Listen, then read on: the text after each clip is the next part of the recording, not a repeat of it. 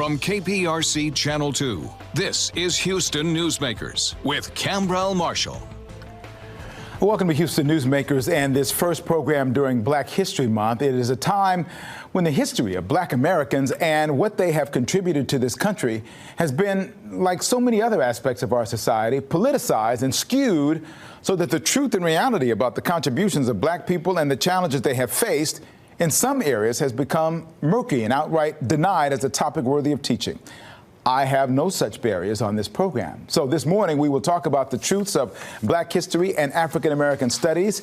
And joining me for this conversation is Dr. Alexander Byrd, the Vice Provost for Diversity, Equity, and Inclusion at the Rice University, and an Associate Professor of History with expertise in Afro-America, especially Black life in the Atlantic world and Jim Crow South. Good morning. Good morning, Khambrel. Thanks for having me here, and happy second day, I think, of Black History Month. It is. As we're recording this, it is the second day as we start this month. It seems to me you've lived and studied this all your professional life. What are your observations about the way Black History Month is observed and how you would like to see it observed? Well, Black History Month has been with us for a while, since the mid-1920s, started as Negro History Week as a project of what's now the Association for the Study of African American Life and History. And it has had themes for quite a long time. And the theme for this year is resistance. It's Black resistance. And that theme is played out in many ways in African American life, of course. And history itself is a battleground, is a place for Black resistance and truth finding. And so it's really apropos that we're here at this very moment when when the discussions as they have been unwinding are unwinding. We talk about resistance, and we also talk politicization. Yeah. I mean, so right now it seems to me the truth is the answer to all of this. Always. But truth really doesn't have a whole lot of impact on people who only want to hear their version of truth. I think that is often the case at the start of things, but I'm also one that thinks that the truth and rigorous historical method wins out in the past. One of the reasons that Dr. Carter G. Woodson starts Negro History Week is because there was so much disinformation around Black history and Black people. And that hasn't changed considerably today. There's still a lot of disinformation. There's still things we're fighting to get the truth out. One of the more recent examples of challenges to the study of African American history and the topics themselves is the case of the Florida governor's stance. Correct. In this case, a comment that he made that a pilot advanced placement course on African American studies didn't meet Florida standards and has been designed for political purposes. Here's one of the areas he objected to last week. Now, who would say that an important part of Black history is queer theory? That is somebody pushing an agenda on our kids. So that was him talking about that portion of it.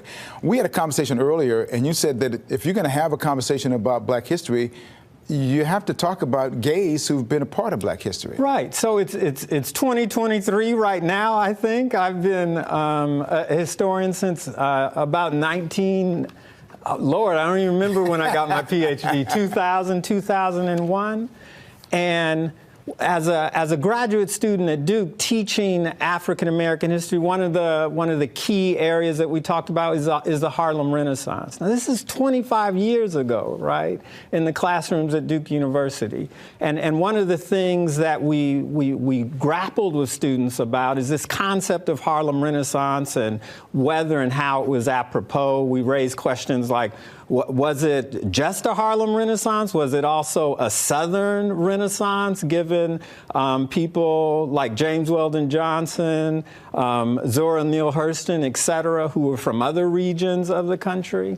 And when you think about other key players in the Harlem Renaissance, Countee Cullen, Claude McKay, Elaine Locke, Wallace Thurman, these were queer Black people, right, who were leaders in the Harlem Renaissance. And we raised the question in the classrooms at Duke University 25 years ago, was it also a Black gay Renaissance? So the idea now in 2023, right, that you cannot raise these questions in a course that's meant to prepare people for college, that you can't talk about the critical place that queer black people played in African American history is curious to say the least. Well, that's one of the examples of the politicization of what's going on across the country. I know that one of your areas of expertise, Black life, we talked about this a second ago, in the Atlantic world and the Jim Crow South.